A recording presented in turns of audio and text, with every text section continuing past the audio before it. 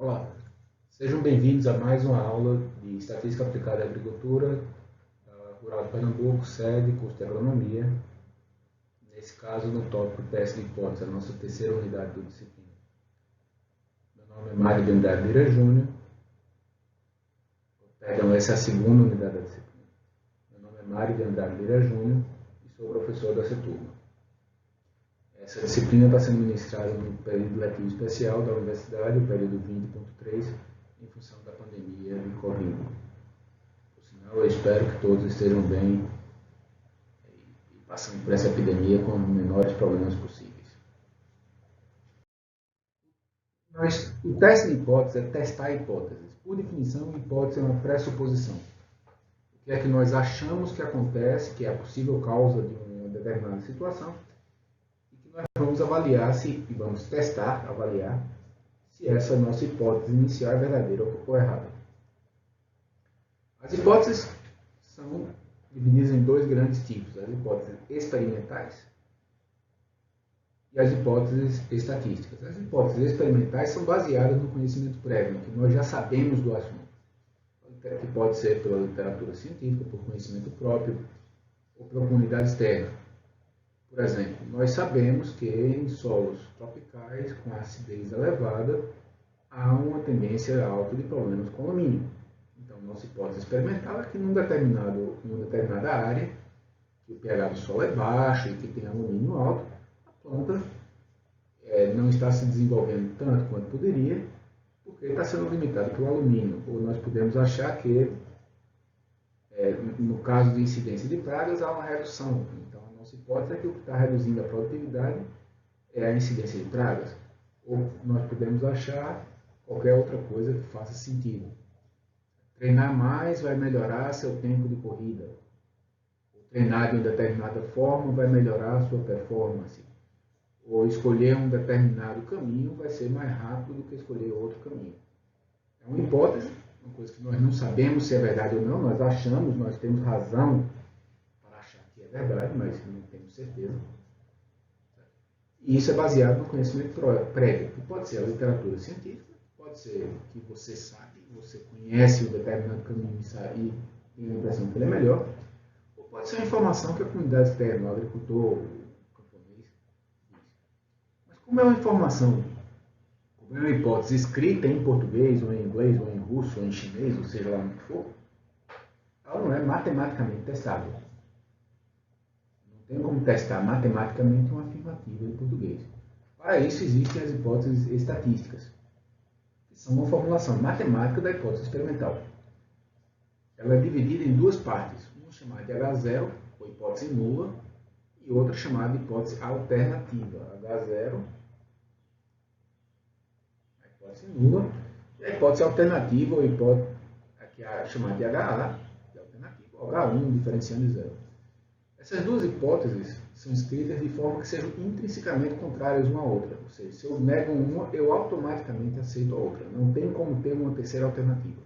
Ou aceito ou nego uma, e na hora que isso acontece, eu nego ou aceito a oposta a ela. Não tem como ser diferente. A formulação da hipótese estatística, que normalmente, inclusive, não é explícita situação, é implícita, ou seja, você não escreve a hipótese estatística, mas ela está implícita na hora que você faz o teste de hipóteses.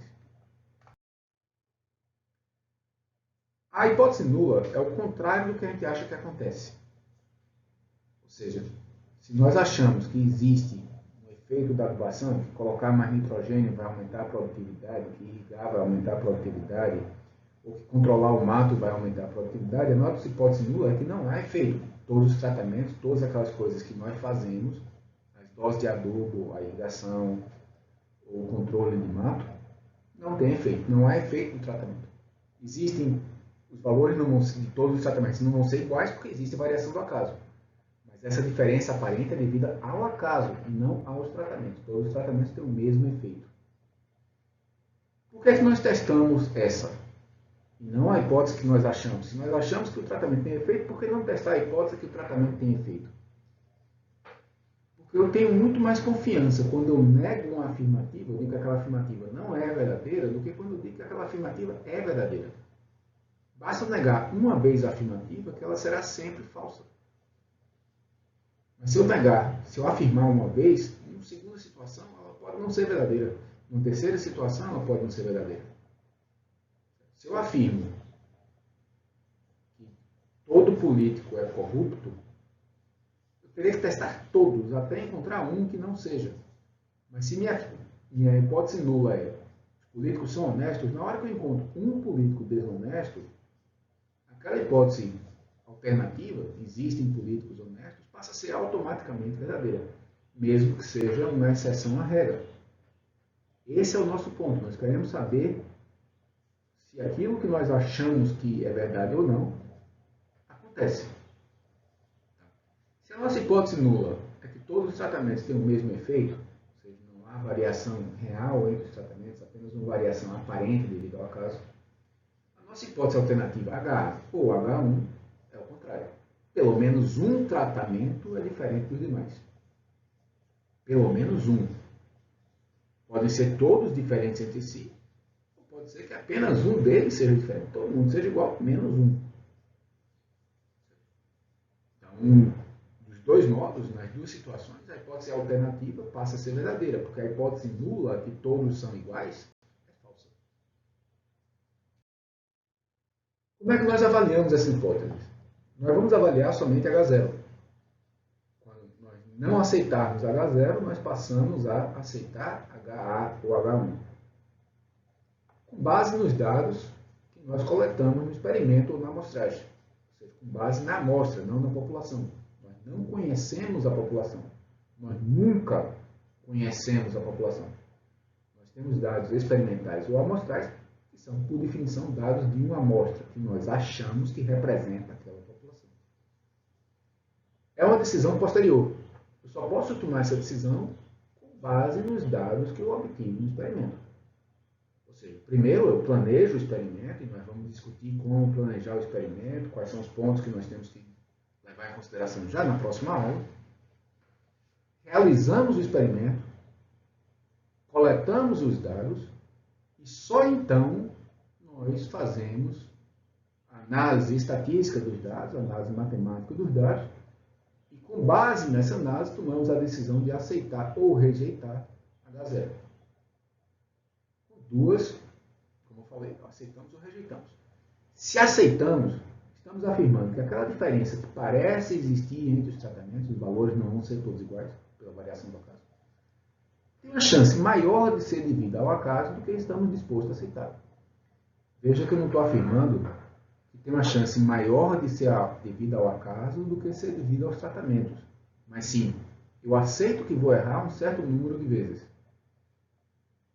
A chance é maior do que esse certo número de vezes, que é chamado de nível de significância. Vou falar nele daqui a pouquinho. Mas só para a cena dos próximos capítulos. Nesse caso, nós dizemos que a diferença é considerada não significativa. Nós não afirmamos que a diferença é devido ao acaso. Não quer dizer que é devido ao acaso. Quer dizer que a chance é maior do que estamos dispostos a aceitar. Nós arriscamos sempre que tomamos essa decisão. Arriscamos numa determinada quantidade, numa determinada percentagem. Qual é o máximo que a gente está disposto a aceitar? E por que não exigir ter certeza? Porque se eu quero ter certeza de alguma coisa, eu nunca vou afirmar nada. Porque existe a variação do acaso. Eu preciso ter uma chance de errar para poder avançar. Quando você está andando, você não tem uma chance de cair, mas vai parar de andar por causa disso, vai ficar no mesmo canto o tempo todo? Não vai. Qualquer decisão que você toma, você tem uma chance de estar errado. Para decisões pouco importantes, você pode aceitar uma chance grande de estar errado. Para decisão muito importante, você precisa ter uma certeza muito grande, vai aceitar errar menos. Mas essa é uma decisão sua. Só quem pode tomar, só quem pode decidir se vale a pena ou não correr aquele risco é você. Enquanto pesquisador, você enquanto pessoa. Mas você tem que definir. E você tem que deixar claro qual é esse nível. Novamente, nós vamos falar um pouquinho mais na frente em nível de significância, que é essa chance de estar errado. Bem, eu falei no que nós fazemos se aceitarmos. Agora, se nós rejeitarmos H0, rejeitar H0 significa dizer que os tratamentos não são todos iguais, porque H0 quer dizer que eles são todos iguais. Não há diferença real entre os tratamentos, apenas uma diferença aparente entre os tratamentos. Se eu rejeito H0, eu automaticamente aceito HA ou H1. Ou seja, eu passo a afirmar que existe uma diferença significativa, essa expressão é importante, significativa, entre os tratamentos. Em outras palavras, a chance da diferença observada entre os tratamentos ser devida ao acaso é suficientemente pequena para nós acharmos que não é devido ao acaso.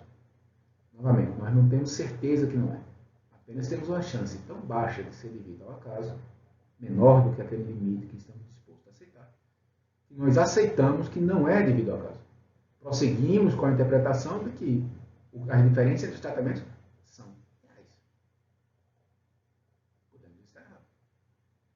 Veja que em momento nenhum a gente está falando que essas diferenças são biologicamente e agronomicamente importantes.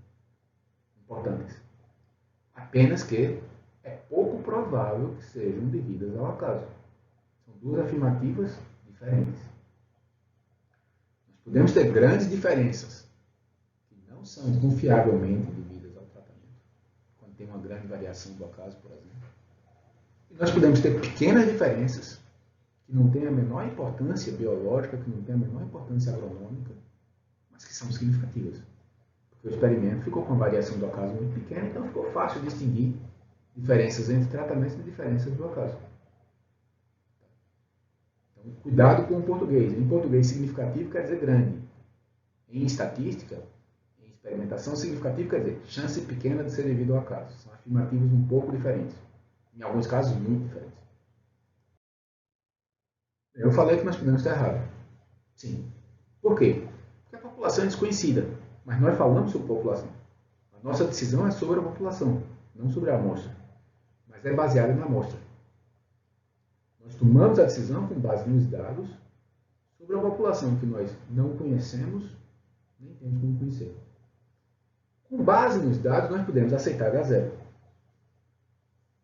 Na população como toda, H0 pode ser verdadeira, e aí eu tomei a decisão correta, ou falsa. E aí eu cometi o que se chama de erro tipo 2. Ainda com base na amostra, eu posso rejeitar H0.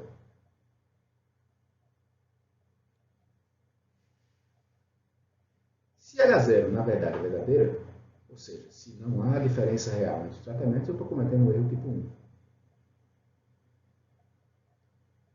Enquanto se há uma diferença, se não há, se H0 realmente é falso, perdão, eu tomei a decisão correta. Vamos deixar as duas decisões corretas de lado, porque se está correta está bom, não precisa se preocupar com isso. E vamos pensar nas decisões erradas. Qual a diferença do tipo 1 e do tipo 2? No tipo 1, eu estou rejeitando H0. Estou afirmando que existem diferenças entre os tratamentos. No tipo 2, quando na realidade não existe. Estou dizendo que há diferença entre os tratamentos quando a diferença é devido ao acaso. No tipo 2, eu estou fazendo exatamente o contrário. Eu estou admitindo que não há diferença entre os tratamentos, quando na realidade existe uma diferença entre os tratamentos. O nível de significância que eu já falei algumas vezes antes, nas cenas dos próximos capítulos, quando está falando de um tipo de erro, por exemplo, ou quando está falando nas hipóteses estatísticas, é a chance, a percentagem de cometer um erro tipo 1. Por definição. O nível de significância é a chance de cometer um erro tipo 1. Uma das formas de falar isso é a chance máxima de aceitar o erro tipo 1 que estou disposto a correr. Ou seja, é a chance que eu tenho de errar afirmando que há diferenças entre os tratamentos quando a diferença pode ser devido ao acaso. Tipicamente é considerado mais sério do que o tipo 2. Por que isso? A estatística experimental surgiu da agronomia. Surgiu do melhoramento genético, na verdade, na década de 30 do século passado. Quase 100 anos atrás, foi quando começou a ser usada com mais frequência. Na época, já existiam variedades de trigo, que foi a cultura a primeira cultura que sofreu experimentação maior, e estavam começando a existir experimentos de adubação. Tem experimento de adubação desde 1880, mas conduzidos sem estatística, e depois começaram a fazer as análises de dados. E a ideia básica é que o agricultor, que era o público-alvo, já conhecia a variedade. E chegava aquele doutorzinho metido a besta saindo da universidade, dizendo, planta outra coisa. Porra, aquele cara já plantava aquilo ali, o pai dele já plantava, o avô dele já plantava, o bisavô já plantava e dava para viver. Então tinha que se ter um grau de certeza muito grande que aquela mudança proposta, aquela mudança de variedade ou adubação adotada, levaria a um ganho para o produtor. Ou seja, eu tinha que confiar que o novo material era melhor do que o já existente, para poder ter um ganho com aquela prática que estava se sugerindo. E a lógica permanece até hoje. Na maioria dos casos, o erro tipo 1 é realmente mais importante do que o erro tipo 2. Então nós queremos controlar ele, porque não tem como controlar simultaneamente os dois erros. Como os dois erros são diametralmente opostos, fora a melhoria do experimento, que aí eu controlo os dois simultaneamente, mas para um determinado experimento já realizado, se eu reduzo a chance de um, eu aumento a chance do outro. Não tem como fugir disso aí. Para um experimento já realizado. No planejamento experimental, na condução do experimento, nós temos como controlar os dois simultaneamente, melhorando a qualidade dos dados, reduzindo a variação do caso. E nós vamos ver isso em vários pontos daqui para frente, inclusive na próxima aula já. Mas abstraindo isso aí com dados que já foram coletados, aumentar um, reduzir o outro. Se eu reduzo a chance do erro tipo 1, eu aumento a chance do erro tipo 2. Então eu tenho que selecionar quem eu vou controlar. Normalmente esse erro é considerado como 5%. Por que 5%? Por que não 4%? Por que não 6%? Por que não 10%? O primeiro pesquisador usou 5%, um número redondo, é 1 em 20, 5 em 100. Chance pequena, visivelmente pequena, mas por outro lado não é tão exigente que fique quase impossível de encontrar diferenças. Você está trabalhando com leis fundamentais da natureza para encontrar. Igual o número arredondado que costuma se utilizar e que é praticamente o padrão. Não quer dizer que você deva utilizar necessariamente ele. Você pode escolher outro. E em vários cenários você deverá escolher outro. Com base na sua experiência, com base no assunto, com base no seu objetivo. Principalmente com base no seu objetivo. Mas sempre deve pré-definir. Tá? Vou deixar isso aqui bem claro. Sempre deve ser pré-definido. Voltando a esse ponto, se normalmente é de 5%, estou querendo dizer o quê? Se eu repetisse esse experimento 100 vezes, se eu pegasse 100 amostras distintas do que eu acho que é a minha população, e no máximo 5 dessas 100, eu não encontraria aquela diferença entre os tratamentos que eu acho que encontrei. Eu teria que repetir o experimento 100 vezes e pelo menos 6, mais do que 5%, cometeu o erro tipo 1. Eu aceito que vou errar até 5% das vezes e está tudo muito bem, obrigado. Ele sempre deve ser pré-definido. Até mesmo não pré-definir significa definir que vai utilizar os 5%. Se você, ao planejar seu experimento, não disser eu vou utilizar tanto, tal nível de significância, 10% ou 1%, automaticamente você está aceitando que vai utilizar outro. Em que outros cenários poderia fazer sentido eu trabalhar com outros níveis? Pode ser mais rígido. Como assim? Eu vou aceitar uma chance menor de cometer o erro tipo 1. Por exemplo, se eu estou falando de saúde humana, uma coisa muito crítica, muito perigosa, eu posso precisar aceitar menos. Uma vacina contra a AIDS, por exemplo. Eu não vou aceitar uma chance alta, eu não vou aceitar uma chance de 5% que aquela vacina não preste. Pegando agora a doença da nossa crise sanitária, que está causando essa hora, uma vacina para a Covid, eu vou precisar ter um grau de certeza muito grande. Física atômica, física subatômica, perdão, eles trabalham com níveis de 0,0001% de chance de estar errado. Estão trabalhando com uma coisa de conhecimento fundamental da natureza. Então, aceito uma chance muito pequena. Quanto menor o número do nível de significância, menor a chance. Porque mais vezes teria que acontecer. Eu tenho mais confiança na minha afirmativa. Em outro caso, eu posso ser menos rígido. Eu posso aumentar minha chance de cometer o erro tipo 1. Sair de 5% para 10%. Em que cenário faria sentido fazer isso aí? Talvez eu tenha feito um experimento na minha fazenda, sem muito controle ambiental. Eu sei que não tem muito controle ambiental, porque eu estou replicando todas as condições da minha fazenda. Um experimento de produtor rural.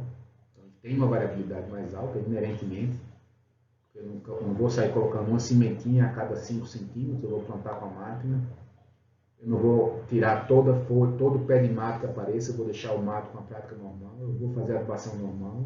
Então eu vou ter uma variabilidade, a chuva e irrigação vão ser as normais. Eu vou ter uma variabilidade mais alta, é inerente. Mas por outro lado, o nível da afirmativa que eu estou fazendo é menos perigoso. É uma decisão minha, pessoal. Então pode fazer sentido eu trabalhar com 10% de chance de erro. Ou com até 25% de chance de erro. É uma decisão minha.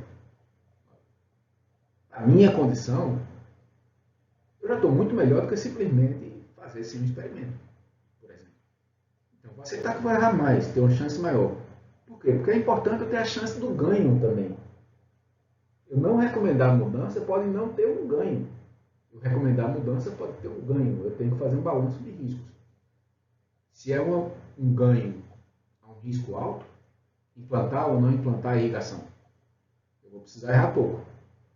Se é um ganho de risco baixo, trocar variedades que têm mais ou menos o mesmo custo de produção, eu posso aceitar que eu vou errar mais.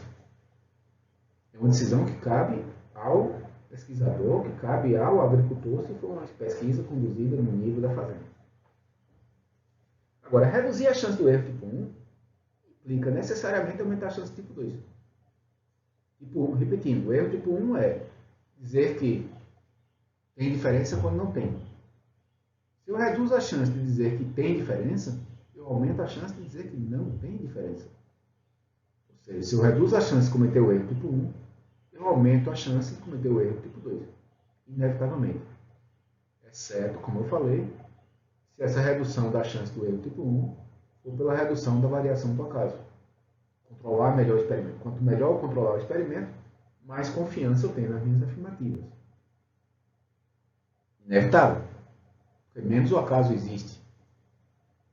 E é também por isso que o pessoal da física subatômica trabalha com níveis de exigência tão altos, porque eles conseguem controlar muito bem as condições experimentais deles. Diferentemente de nós na agronomia, por exemplo. E aí nós partimos agora realmente para o teste de hipóteses. Como é que nós vamos selecionar o teste de hipóteses? O que é o teste de hipóteses? Eu vou testar, avaliar aquelas hipóteses estatísticas. E como é que eu vou selecionar? Qual a hipótese que eu vou testar? O que é que eu estou querendo avaliar? Quais são os dados que eu tenho? Alguns tipos comuns são o Q quadrado, compara uma proporção que aconteceu com o que você esperava. Vocês fizeram isso já em genética. Normalmente vocês já teriam feito em genética. Esse mês talvez você não tenha estado em genética antes, mas em genética você compara a proporção de ervilhas verdes e amarelas que acontecem no cruzamento. Porque você esperava, baseado na teoria daquele cruzamento, que 2 verdes heterozigotas cruzadas dessem 3 verdes e uma amarela. E você não vai encontrar esse número exato, então compara o que aconteceu com o que você esperava que acontecesse. Tem o teste Taylor-Student. Você compara entre 2 grupos. É muito utilizado em amostragens. Você tem 2 grupos de dados e quer ver se esses 2 grupos são diferentes entre si ou não. Tem o teste F. No teste F você vai comparar a variação entre um conjunto de tratamentos com a variação do acaso. Tem algum tratamento diferente aqui nesse bolo? É o que você está respondendo com o teste F. O teste Tukey, que é um teste que você vai agora dizer que tratamento é diferente de qual outro tratamento. Comparar todos os tratamentos em si. Se você já souber que existe uma diferença entre eles. Tem dezenas de testes de comparação de médias. O Tuque é um deles, é o que nós usamos com mais frequência em agrárias, em agronomia, pela altíssima confiabilidade dele. Então, ele é muito confiável. A chance de erro tipo 1 dele é muito restrita. Eu vou usar ele ao longo da disciplina, mas ele é um dos testes de comparação de médias e daqui a um pouquinho eu vou falar sobre outros testes de comparação, vou falar sobre algumas coisas a mais testes de comparação de médias. Também. O teste de Taylor-Student vai ser usado para comparações entre duas amostras pareadas ou entre duas amostras não pareadas. O que quer dizer pareada e não pareada? Pareada, por exemplo, você antes e depois de fazer um regime. Toda variação inerente a você vai continuar a existir durante o regime. Então, o efeito antes e depois é um efeito do regime. Você lê-se 50 pessoas. Uma amostra pareada. Eu vou num campo e coleto uma área de vegetação nativa e uma área vizinha de vegetação de uma cultura. E quero ver se uma determinada característica do solo foi afetada por essa diferença. Eu vou em cada área e coleto uma área nativa e uma área não nativa. E vejo esse efeito. Então, são duas amostras em que a única variação é um determinado efeito que você tem interesse. O resto está tão parecido quanto possível. São duas amostras pareadas. A diferença vai ser mais fácil de encontrar a diferença, porque a variação do acaso vai ser menor. E duas amostras não pareadas em outros cenários. Por exemplo, você quer comparar o tamanho de melancias de duas cadeias de supermercado e vai em 50 lojas de uma, 50 lojas da outra. Compara, essas amostras são não pareadas, porque elas não vieram do mesmo canto, o supermercado tem critérios diferentes, o supermercado tem públicos-alvo diferentes. Então faz com que sejam duas amostras completamente independentes em si. Ainda é possível fazer as afirmativas, e é feito com muita frequência, e é perfeitamente válido, não tem a menor discussão com relação a isso. Mas precisa de diferenças maiores para você ter confiabilidade, porque a variação do acaso é maior. É um teste que é determinado em função do grau de verdade, pelo número de pares, menos 1. O grau de verdade é o número de pares, não é o número de indivíduos. E se você estiver trabalhando com uma população suficientemente grande, infinitas comparações, ele vai equivaler muito de perto à distribuição normal. Normalmente, nós não trabalhamos com um número tão alto de comparações por razões práticas. Mas, em um número infinitamente alto, a comparação vai tender para a distribuição normal, que é uma distribuição extremamente comum. A distribuição normal, que vocês já viram na estatística fundamental, é a distribuição gaussiana, como eles chamam lá, que é muito comum em dados biológicos. Como é comum em dados biológicos e agronomia é biologia aplicada, é comum em dados agronômicos também. Aí nós temos o teste F. O teste F eu comparo a variação, a variação pela variância, que acontece de um tratamento para outro com a variância que acontece devido ao acaso. Dividindo, é um fator. Ou seja, como o F é a variância do tratamento dividido pela variância do acaso, o valor calculado para F indica quantas vezes a variação devido ao tratamento é maior do que aquela que aconteceria exclusivamente devido ao acaso. Logicamente, quanto maior esse número, mais diferentes os tratamentos são entre si do que seriam devido ao acaso. Um F igual a 50 significa que a variação entre os tratamentos é 50 vezes maior do que aquela que aconteceria se só houvesse o acaso. Então fica muito claro que provavelmente esses tratamentos não são iguais. Uma variação, um F igual a 1, indicaria que a variação entre os tratamentos é igual à variação que aconteceria devido ao acaso. E, portanto, eu não tenho razão para supor que eles sejam diferentes. O que acontece na realidade é que o F vai normalmente ser maior do que 1. Porém, não necessariamente tão alto que eu tenha uma obviedade, que seja claro, evidente que não tem chance que não seja devido ao acaso. Então, existe uma distribuição estatística que foi avaliada, que foi vista por um pesquisador que criou esse teste F. baseado em estudos de dados aleatórios, foi vendo, olha, é pouco provável que aconteça, mas provável que aconteça. Mas a lógica básica, quanto maior for o F, menos provável que seja devido ao caso. Historicamente, o que se fez, o que se fazia até não muito tempo atrás, tinham tabelas em livros, todo livro de estatística tinha várias tabelas dessas, que indicavam quais eram os maiores valores que aconteciam para determinados números de tratamento, grau de liberdade de tratamento, grau de liberdade do resíduo, quais os maiores valores que aconteceriam, nível de significância por cento 10 vezes, 5%, 10%, 1%, os livros tinham várias tabelas, e você comparava o F que você calculou com o F que tinha na tabela. Se o que você calculou fosse maior, era menos provável, porque quanto maior, menos provável de acontecer. Quanto maior o F, menos provável dele acontecer somente devido ao caso. Lógico, maior a diferença entre os tratamentos, então é menos provável que essa diferença aconteça devido ao caso. Então, maior F, se o F é maior que o maior que aconteceria, é menos provável. Portanto, é diferente. Hoje em dia, você não vai utilizar isso com Excel. O Excel e outras planilhas vão ter fórmulas que você tem que olhar no programa como é que é a escrita da fórmula. Quase todos eles vão ter duas fórmulas diferentes. Primeiro, vão encontrar a chance daquele F que você calculou acontecer devido ao acaso.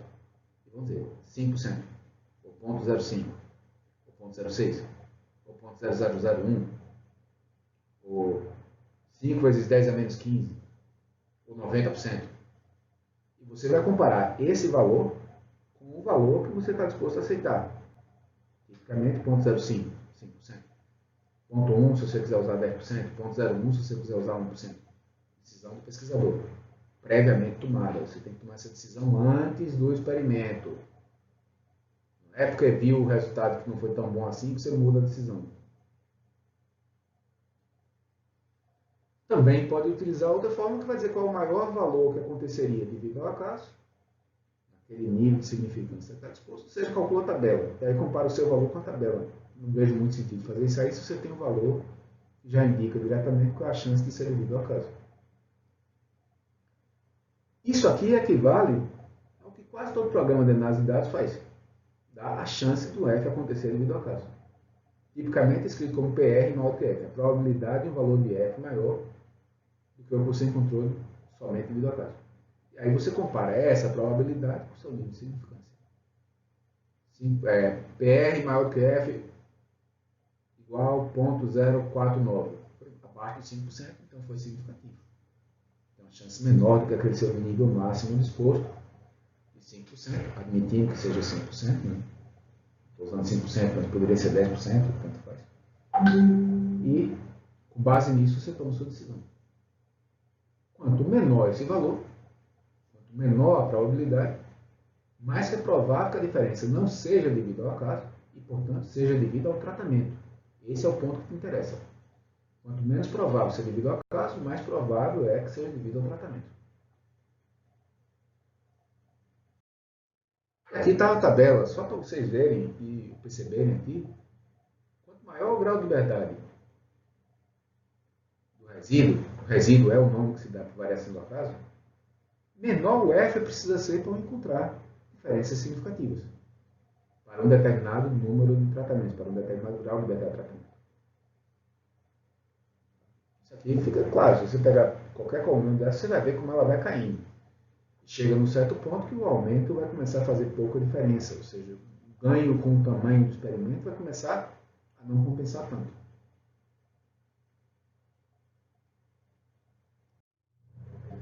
E agora vimos o teste F, vimos que tem diferenças ou não tem diferenças entre o conjunto de tratamentos, mas o teste F não é conclusivo. Para mais de 2 tratamentos, o teste F não é conclusivo. Como assim ele não é conclusivo? Ele diz que tem diferença entre alguns dos tratamentos, mas não entre quem. Então, tipicamente, nós vamos fazer o teste de comparação em média depois. Exceto se forem 2 tratamentos somente. Se forem 2 tratamentos, o F morreu. Chegou ali, você já sabe. São diferentes. Maior é maior, menor é menor. Não tem o que discutir. Mas se eu tenho 3 tratamentos ou mais, Eu sei que um é diferente de algum outro. Mas como assim? Os três podem ser diferentes entre si. É uma possibilidade. Os dois maiores podem ser não diferentes e o terceiro diferente. É outra possibilidade. O maior pode ser diferente dos dois menores e estes não serem diferentes entre si. É outra possibilidade. Ou talvez o maior seja diferente do menor e o intermediário não seja diferente nem de um nem do outro. É uma terceira possibilidade. Quarta ou quinta possibilidade, perdi a conta. Todas essas possibilidades são igualmente válidas. E eu não tenho como saber. Mas biologicamente diferentes, agronomicamente diferentes. E o teste F não me diz qual dessas possibilidades é a verdadeira. Ele só diz, desses três, pelo menos um é diferente de um outro. Frio, morreu, chegou aí. Não passa daí, ele não pode passar daí. Ele não tem como passar daí. É uma característica do teste. Eu comparei a variação entre o conjunto de tratamentos e a variação da vida da casa. Então, só é até onde eu vou. Exceto no caso de 2 tratamentos. Então, aí nós partimos para os testes de comparação de médias. Como eu falei, nós vamos utilizar o Tukey na disciplina, mas essa lógica vale geral. Todo teste de comparação de médias calcula a menor diferença, a diferença mínima, entre dois tratamentos que têm pouca chance de ser devido ao acaso. Ou seja, a diferença mínima significativa. Qual é a menor diferença que é significativa? Se a diferença for maior do que a menor, é significativa. Se for menor do que a menor, do que essa diferença calculada, tem uma chance maior de ser devido ao acaso. Quanto mais extremo o valor, menos provável que seja devido ao acaso. Se essa é a menor diferença que é significativa, diferenças maiores vão acontecer menos. Se você pegar a diferença, definir um nível de diferença que não é devido ao acaso, uma diferença maior do que essa vai acontecer menos. Duas pessoas, para terem altura diferentes, vão ter que ter uma diferença de 20 centímetros. Por exemplo, estou criando uma situação hipotética. Se isso acontece, duas pessoas que têm 21 centímetros vão ser significativos de diferença. Duas pessoas que têm 19 não vão ser, porque 20 é a menor diferença que não acontece devido ao acaso, que acontece menos do que 5% das vezes devido ao acaso. Cada teste, a diferença entre os testes, cada um vai ter lógicas e formas matemáticas diferentes, criadas pelo pesquisador que criou o teste. Estuda, não era o nome do cara não era estudante, mas era o nome que ele adotava, criou o teste T. Não é um teste de comparação de média. Tukey, e aí é o nome do cara, criou o teste de Tukey. Duncan criou o teste Duncan. 3 pesquisadores criaram o teste SNK, que é a sigla do nome deles. O outro pesquisador, Fischer, criou o teste LSD, Least Significance Difference, foi um dos primeiros testes de comparação de médias. E por aí vai. Nesses testes, eles se dividem em 2 grandes famílias. Uma família chamada Comparison Wise, ou seja, comparação, na base da comparação. E outra família chamada Experiment Wise. A família Comparison Wise garante a chance, aquele nível de significância, a chance de erro, para cada comparação individual que é feita entre 2 tratamentos. 2 tratamentos, aquele nível de erro está confiável. Mas ele não garante no conjunto de todas as comparações que serão feitas. Apenas naquela comparação. Se eu faço 100 comparações, em cada comparação eu tenho aquela chance.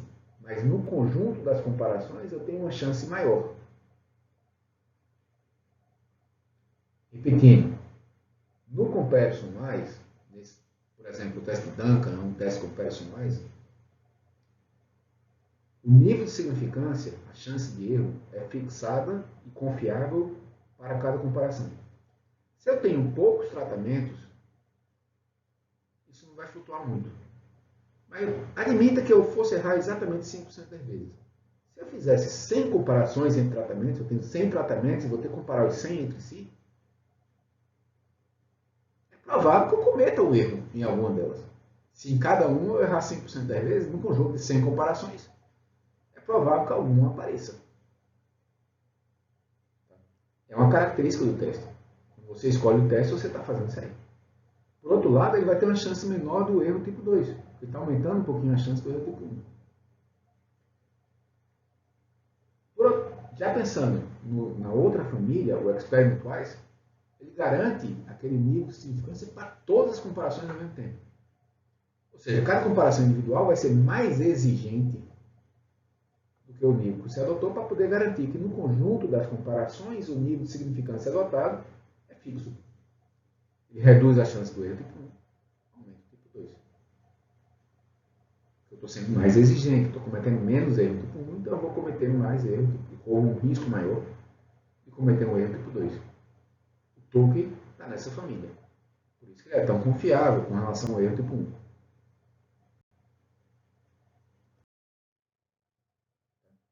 Como eu falei, ele é do tipo de Experiment Wise. Ele é muito confiável para o tipo 1, mas tem uma incidência maior de erro tipo 2. No caso do Tukey, o nome que se dá para menor diferença significativa é delta ou DMS, diferença mínima significativa. A diferença, se a diferença entre duas médias de tratamento for maior ou igual que a DMS, o delta, os tratamentos são significativamente diferentes. Ou seja, tem uma chance menor do que alfa, no nível de significância, da diferença devido ao caso. Pouco provável de ser devido ao caso. Portanto, eu confio que não é devido ao caso, ou afirmo que é devido ao tratamento. Os tratamentos são significativamente diferentes. No caso contrário, ou seja, se a diferença entre dois tratamentos, entre duas médias, for menor do que o delta ou o DMS, a chance maior de ser devido ao caso. Eu digo que a diferença não é significativa, mas eu não afirmo que os tratamentos são iguais. Os tratamentos não são iguais. 10 não é igual a 9,9. Agora, é provável que as diferenças entre 10 e 9,9 sejam devido ao caso. Provável. Provável não é certeza. Nós não testamos igualdade, nós testamos para diferenças. Se as diferenças são pouco prováveis de serem devidas ao acaso, nós admitimos que não são devidas ao acaso. Mas nós não podemos afirmar, com base nos testes de comparação numérica, que são iguais. Nós afirmamos que não são diferentes. 10 não é diferente de 9,9. Não são iguais. Se eu desse para vocês a escolher entre 10 e 9,5, mesmo que a diferença fosse não significativa, todos vocês escolheriam 10. Eu também. Lógico. Nós também não afirmamos que tem uma chance maior de ser devido ao acaso. Porque, admitindo 5%, se fosse 10% de chance de erro, é mais do que 5%. Logo, eu não posso afirmar que eles não são diferentes. Logo, eu afirmo, perdão, que eles não são diferentes. Mas ainda assim, tem 90%, se tem 10% de chance de ser devido ao acaso, eu tenho 90% de chance de não ser devido ao acaso. Não é mais provável que seja devido ao acaso. É só mais provável do que eu estou disposto a aceitar ser devido ao acaso, que é uma coisa bem diferente. E sempre, nós não estamos discutindo importância agronômica, nós não estamos discutindo importância biológica. Estatística não discute agronomia. Estatística dá fundamentação para o pesquisador agrônomo, engenheiro florestal, seja lá o que for, discutir a sua ciência. Dá uma chance de erro. Mas a discussão não é da estatística. É da agronomia, da zootecnia, da engenharia florestal, da fisiologia vegetal, seja do que for. Mas não da estatística. A estatística vai dizer, para o pesquisador, alta chance, baixa chance de ser devido ao caso. Se é importante ou não, não é estatística, não é função da estatística. Nunca foi.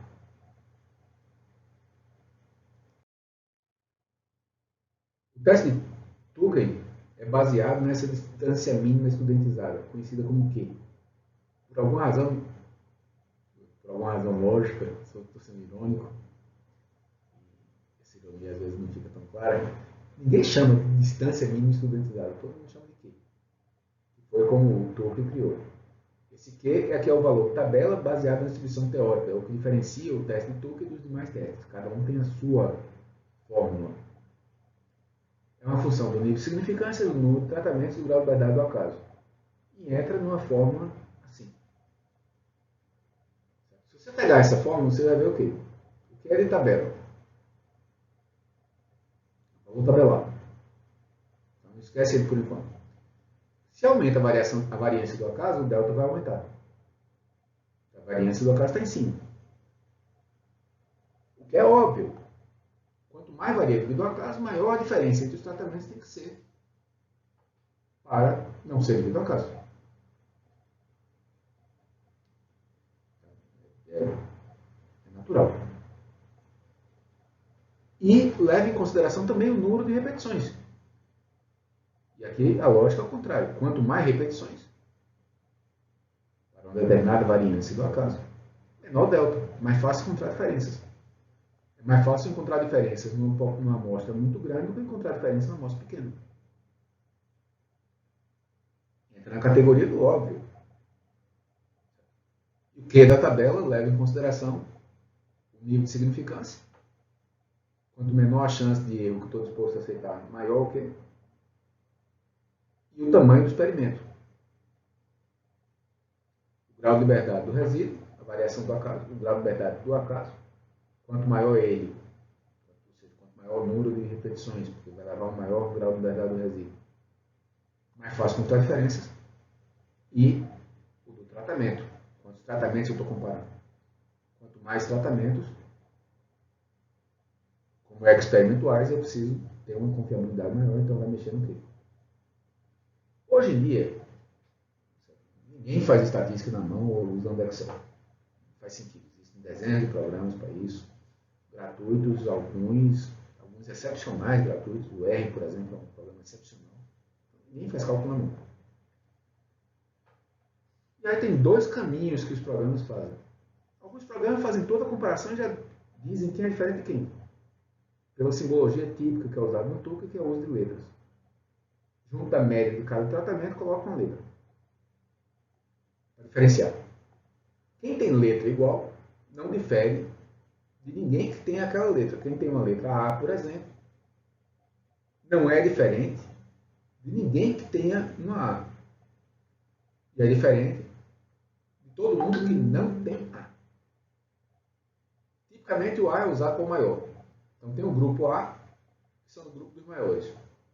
Tem o grupo B, que é o segundo grupo maior. Tem o grupo C, o grupo D, E, F, até onde for. E muito frequentemente um tratamento vai ficar com mais de um grupo. Um tratamento é A, outro é B, e um terceiro é AB, por exemplo. Ou seja, ele nem é diferente do tratamento maior, nem é diferente do tratamento menor. Ele está no meio do caminho. Os dois diferem, maior diferente do menor, e o outro está nem difere de um, nem difere do outro. Porque é uma situação bastante comum. Em alguns casos, com muitos tratamentos, alguém pode ficar com 3, 4 letras, não tem nada excepcional. Significa simplesmente que ele pertence a vários grupos, ele está em várias patotas ao mesmo tempo, em vários grupinhos ao mesmo tempo. Como o seu WhatsApp, por exemplo. Eu tenho certeza que o seu WhatsApp você pertence a vários grupos diferentes ao mesmo tempo. Mas tem pessoas que estão num grupo que você não pertence. E vice-versa. Em outros casos, o que você vai encontrar é uma matriz que diz qual é a chance da diferença de cada comparação de dois tratamentos acontecer devido ao caso. E aí você compara essa chance com aquele seu limite e decide se aceita ou não. Dá um pouquinho mais de trabalho, mas em compensação é mais flexível. Aqui nós temos um exemplo. Opa, nós não temos um exemplo, eu esqueci esse slide. A tabela de Q. Nós temos um exemplo da tabela de Q. Só para lembrar cá. Vocês podem ver o grau de liberdade do resíduo. Vai diminuindo. Quanto maior o grau de liberdade do resíduo, ou seja, quanto maior o experimento, mais fácil de encontrar diferenças. Quanto mais tratamentos, maior precisa do quê? O Excel não trabalha com Tukey, mas a maioria dos programas de estatística tem ele. Eu não conheço nenhum que não tenha Tukey. Então, essas tabelas estão sendo cada vez menos usadas, apenas estou mostrando para vocês verem que quanto maior o tamanho do experimento, mais grau de verdade do resíduo, menor o que, para um determinado número de tratamentos. Quanto maior o número de tratamentos, maior o que. Maior que é multiplicador no delta, maior diferença significativa, maior diferença mínima significativa, maior delta, mais difícil de encontrar a diferença entre os tratamentos. Aqui está um caso da saída do sais. Naquele primeiro exemplo que já encontra. Veja aqui a média, quais são os tratamentos e as letras. Então, esses três tratamentos aqui, ureia, frango e bovino, com médias 8,89, 8,75 e 8,5, todos levaram a letra A. Nenhum desses três é diferente de si. Já bovino e suíno, esterco bovino e suíno, o esterco bovino levou AB, e o esterco suíno levou BC.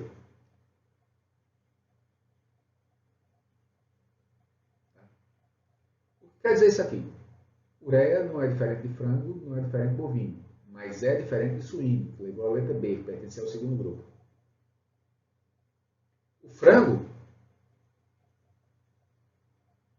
já não era diferente de ureia e de bovino, mas é diferente do suíno. Tem A, suíno estava com B. O bovino não é diferente do suíno, levou um AB. Mas é diferente do caprino, porque o bovino tem A e B, mas não tem o C, que apareceu pela primeira vez quando fez a diferença do caprino. Aqui eu posso dizer, olhando aqui, o pior de todos é o sem adubo, é diferente de todo mundo, com a exceção do equino. O equino é o segundo pior, já que não difere do sem adubo, mas continua a não ser diferente também do caprino e do suíno. E os dois melhores, que são diferentes de quase todo mundo, ureia e frango. A interpretação do que está acontecendo já sai do ramo da estatística, passa para o ramo da fertilidade do solo. Esses dois aqui têm um teor de nitrogênio, esses três têm um teor de nitrogênio mais alto, principalmente esses dois. Só por aí. Vocês podem ver que o sais, nesse caso, ou qualquer outro programa que adotasse esse caminho, já mostraria claramente quem era. Você só precisava montar uma tabela que eu vou mostrar mais na frente, em outro capítulo, como é que monta essa tabela. E aqui tem o outro, um pouquinho mais complicado. Como é aqui? Cada valor dessa matriz daqui de baixo, cada um desses númerozinhos, é a chance da comparação entre dois tratamentos ter acontecido devido ao caso. A diferença entre dois tratamentos é devido ao caso. Então, se pegar, por exemplo, esse aqui que está marcado em vermelho, a chance da diferença entre o 1 e o 2, entre o bovino e o caprino, ser devido ao caso, é de 0,0154.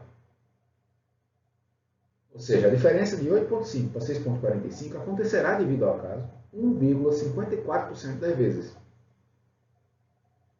Aí eu comparo isso com o meu nível de significância, o meu 5%.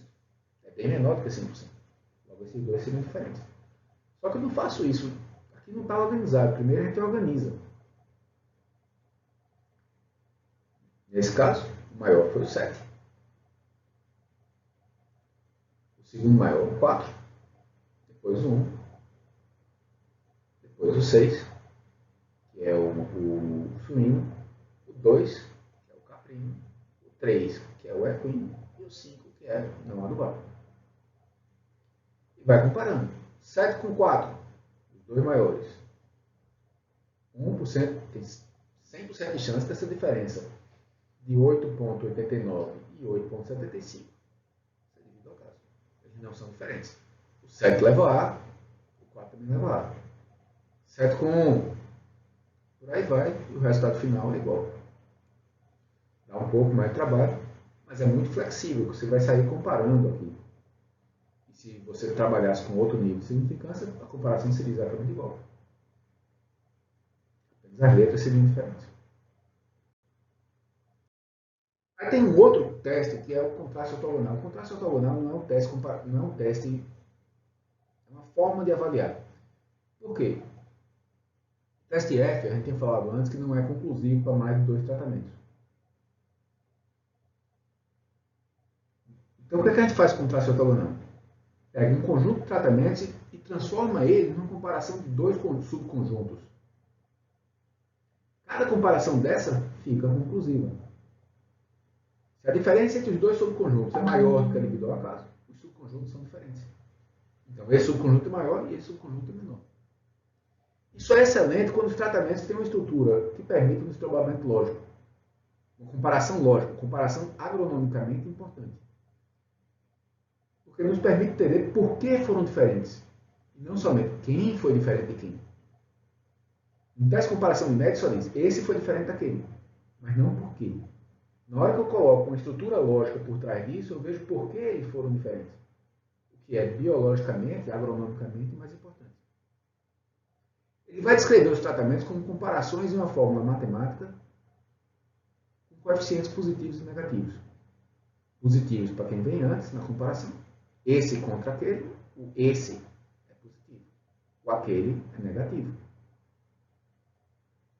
A soma dos, e para ele ser válido, a soma dos coeficientes de cada tratamento é uma expressão matemática. E a soma dos produtos do coeficiente deve ser zero. Vou mostrar aqui a pouquinho como é que eu estou querendo dizer com isso. Mas por que isso é importante? Porque se não for zero, eu tenho mais de um lado que do outro. E eu não posso fazer uma comparação. Eu peso 100 quilos hoje, infelizmente. Sou mais pesado provavelmente que qualquer dois de vocês. Eu sou mais leve do que dois de vocês juntos. Mas sou mais pesado que cada um de vocês, provavelmente. Como não conheço pessoalmente, pode não ser verdade. Então, mas não faria sentido comparar o meu contra vocês dois, contra dois de vocês. Não faz sentido para agronômico. Precisaria ter coeficientes de modo que os positivos e negativos, peso do professor contra peso do aluno, por exemplo, fosse zero. Para garantir que a diferença não é em função do número de tratamentos de um lado e de outro. O valor do contraste, se o contraste é positivo ou negativo, indica qual dos dois grupos, o grupo positivo ou o grupo negativo, teve uma média maior no seu conjunto. Por exemplo, se nós pegarmos um conjunto de tratamentos sem adubo mineral, esterco boi, esterco galinha, folhagem leguminosa, folhagem gramínea, eles têm uma estrutura lógica. Estou comparando um conjunto de fertilizantes contra não ter fertilizantes. Um fertilizante mineral contra fertilizantes orgânicos. Fertilizantes orgânicos de origem animal, fertilizantes orgânicos de origem vegetal. Tem uma estrutura lógica aqui que eu posso entender o que é que está acontecendo. Um teste de Turing só ia me dizer quem é diferente de quem. O que é uma afirmativa útil, mas é menos útil do que saber no conjunto o que acontece. Se pegar o primeiro contraste que foi escrito, foi com versus sem adubo. O com está antes, é positivo. Todo mundo que tem adubo, T2, T3, T4, T5, T6, T2 é adubo mineral, esterco boi, galinha, leguminosa e gramínea, é positivo. Só que eu tenho 5 aqui. Eu não posso comparar 5 contra 1. Então eu boto menos 5 para o sem adubo. Se o valor do contraste for zero, significa que tanto faz adubar quanto não adubar. Se for negativo, é melhor não adubar do que adubar. Se for positivo, esse subconjunto é melhor do que não fazer nada. Uma segunda comparação entre mineral e orgânico. Veja que agora o coeficiente para sem adubo é zero, ele não está envolvido. Porque a pergunta é adubo mineral contra adubo orgânico. Então, não interessa nessa pergunta, nesse contraste, não interessa o que aconteceu com sem adubo. Matematicamente eu multiplico por zero, eu mato ele. Escrevi mineral primeiro, então mineral é positivo. Os orgânicos, os 4 orgânicos, estão do outro lado. Como eu tenho 4, aqui entra 4. Animal versus vegetal. Agora o que não interessa é o sem adubo e também não interessa o ureia, o adubo mineral. 0 e 0. são lógicos, só que agora é um em um, em um em um, eu tenho 2 de cada lado. Comparando os estercos, de boi contra galinha, galinha contra boi, na verdade, monogástrico versus ruminante, leguminosa versus gramínea, e a soma dos produtos. Menos 5 vezes 0, 0. 1 vezes 4, 4 vezes 0, 0. 1 vezes menos 1, menos 1 vezes 1. Menos 1 vezes menos 1 é 1 vezes 0, 0. E eu obedeci ao contraste ortogonal. Parece complicado, mas na realidade eu peguei os graus, o que eu tinha para os conjuntos de tratamentos e dividi em 4 comparações para me dar respostas interessantes. Foi muito utilizado já. Passou uma época fora de moda, mas tem sido novamente utilizado em alguns cenários. E com isso nós acabamos essa aula. Eu espero que na nossa discussão nós possamos tirar alguma dúvida adicional. Até a próxima.